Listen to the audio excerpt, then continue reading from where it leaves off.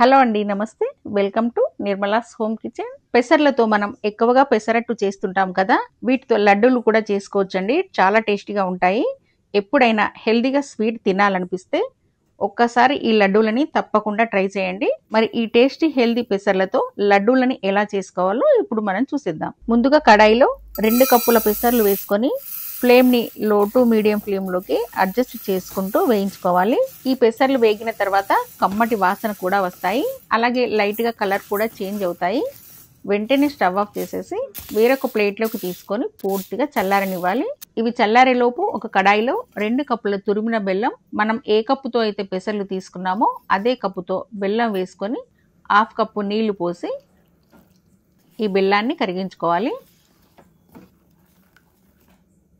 బెల్లం పూర్తిగా కరిగిన తర్వాత ఫిల్టర్ చేసి తీసుకోవాలి.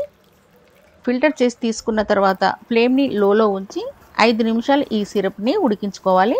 5 నిమిషాల తర్వాత స్టవ్ ఆఫ్ చేసి ఈ సిరప్ని పూర్తిగా చల్లారనివ్వాలి. ఇప్పుడు పూర్తిగా చల్లారిపోయిన పెసర్లని మిక్సీ జార్లోకి వేసుకొని గ్రైండ్ చేసుకోవాలి. ఈ పిండిని మరీ మెత్తగా గ్రైండ్ చేసుకోకూడదండి, లైట్గా బరకగా ఉండాలి. మనం ఇలా చేత్తో టచ్ చేసి చూస్తే లైట్గా బరకగా ఉండాలి. ఇలా బరకగా ఉంటే సరిపోతుంది. ఇప్పుడు ప్యాన్లోకి 4 టేబుల్ స్పూన్ల నెయ్యి వేసుకొని, నెయ్యి వేడైన తర్వాత చిన్నగా కట్ చేసుకున్న జీడిపప్పు, బాదం పప్పు వేసి వేయించుకోవాలి.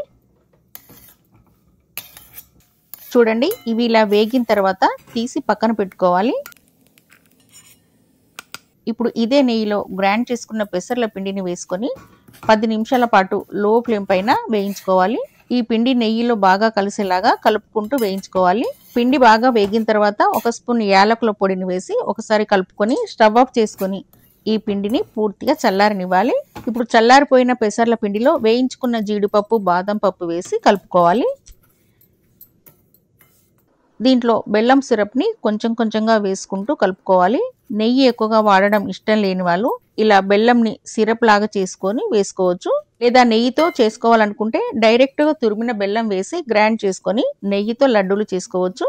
చూడండి, ఇలా లడ్డూలు చేసే విధంగా బెల్లం సిరప్ని వేసుకోవాలి.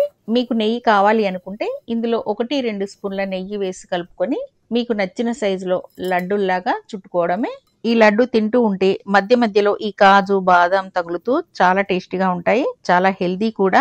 మరి మీరు కూడా ఈ పెసర్లతో చేసిన లడ్డూల్ని తప్పకుండా ట్రై చేయండి. మీ ఫీడ్బ్యాక్ ని మాకు కామెంట్ రూపంలో తెలియజేయండి. ఈ వీడియో మీకు నచ్చినట్లయితే లైక్ చేయండి. మీ ఫ్రెండ్స్, ఫ్యామిలీ మెంబర్స్ కి షేర్ చేయండి. నిర్మలాస్ హోమ్ కిచెన్ కి సబ్స్క్రైబ్ చేయడం కోసం కింద ఉన్న సబ్స్క్రైబ్ బటన్ ని ప్రెస్ చేయండి. అలాగే పక్కనే ఉన్న బెల్ ఐకాన్ ని క్లిక్ చేస్తే మా లేటెస్ట్ వీడియో నోటిఫికేషన్స్ మీకు వచ్చేస్తాయి. Thank you.